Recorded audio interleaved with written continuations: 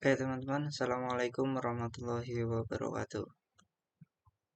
Perkenalkan, nama saya Amin Ma'arif, NIM 312310-736. Saya dari kelas Teknik Informatika Angkatan 2023, C5. Alhamdulillahirrabbilalamin, wassalatu wassalamu ala asrofil anbiya'i wal mursalin, wa ala alihi wa sahbihi ajma'in. Amma puji syukur atas kehadirat Allah Subhanahu wa Ta'ala, karena berkat rahmat taufik serta hidayahnya kita masih diberi nikmat sehat hingga kita masih dapat bernafas sampai detik ini. Sholawat serta salam tak lupa selalu kita sanjungkan pada beliau baginda Nabi Agung Muhammad Shallallahu Alaihi Wasallam. Semoga kita mendapatkan syafaatnya di yaumil akhir. Amin amin ya rabbal alamin.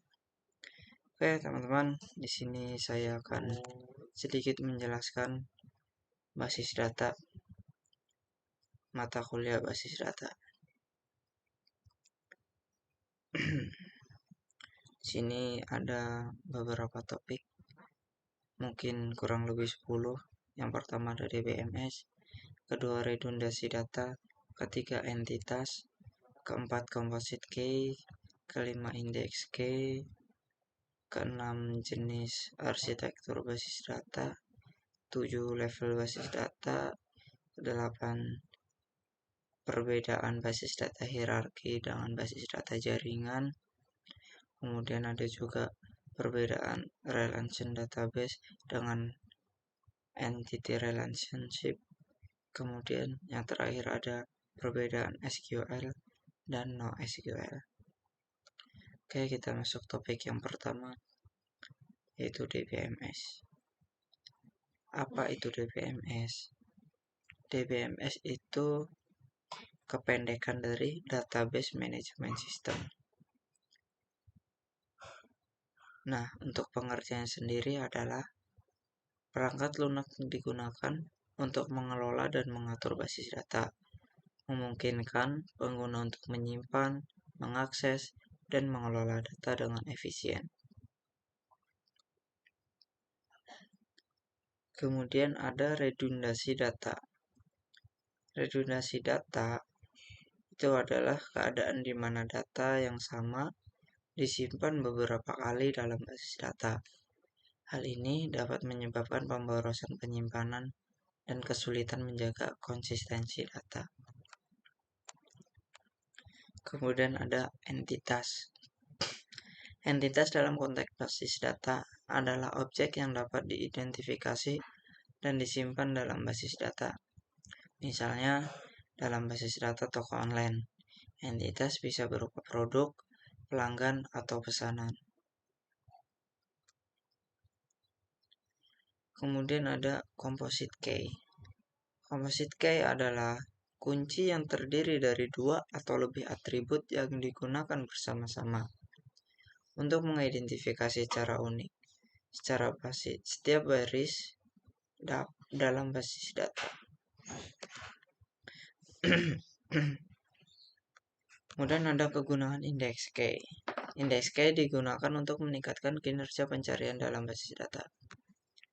Nah, ini adalah struktur data yang disimpan secara terpisah dari tabel utama, mempercepat proses pencarian data. Kemudian ada jenis-jenis arsitektur basis data. Terdapat 3 jenis arsitektur basis data. Yang pertama ada arsitektur client server, ada arsitektur terdistribusi, dan yang terakhir ada arsitektur peer-to-peer.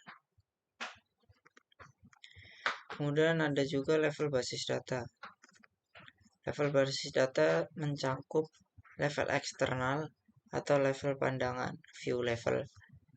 Kemudian yang kedua adalah level konseptual, dan yang terakhir ada level internal atau level fisik. Oke, selanjutnya ada perbedaan basis data hierarki dan basis data jaringan. Perbedaannya apa sih? Perbedaannya itu adalah Basis data hierarki itu memiliki struktur yang mirip dengan pohon, di mana setiap entitas memiliki satu entitas induk. Sementara basis data jaringan memungkinkan entitas memiliki beberapa entitas induk. Kemudian ada perbedaan relation database dan entity relationship.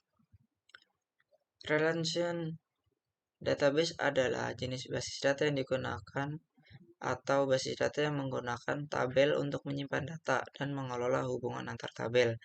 Sedangkan entity relationship adalah teknik pemodelan yang digunakan untuk memvisualisasi hubungan antara entitas dalam basis data. Kemudian ada perbedaan SQL dan NoSQL. Nah, SQL itu menggunakan skema tabel untuk menyimpan data dan dengan hubungan yang terdefinisi dengan jelas antara tabel.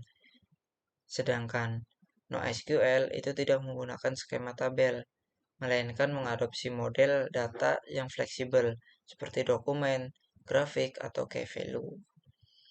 Kemudian SQL itu lebih cocok untuk aplikasi dengan data terstruktur dan kebutuhan transaksi kompleks.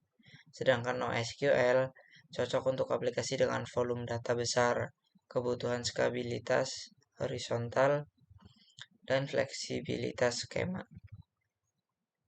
Ada juga contoh basis data SQL yaitu MySQL, PostgreSQL, dan SQLite. Kemudian untuk contoh NoSQL itu ada MongoDB atau dokumen, kemudian ada Neo4j atau grafik, dan Redis atau key value. Nah, jadi singkatnya begini teman-teman. SQL itu berfokus pada struktur data yang terdefinisi dengan jelas dan transaksinya kompleks. Sementara NoSQL itu memberikan fleksibilitas dalam model data dan skabilitas untuk aplikasi dengan kebutuhan yang beragam.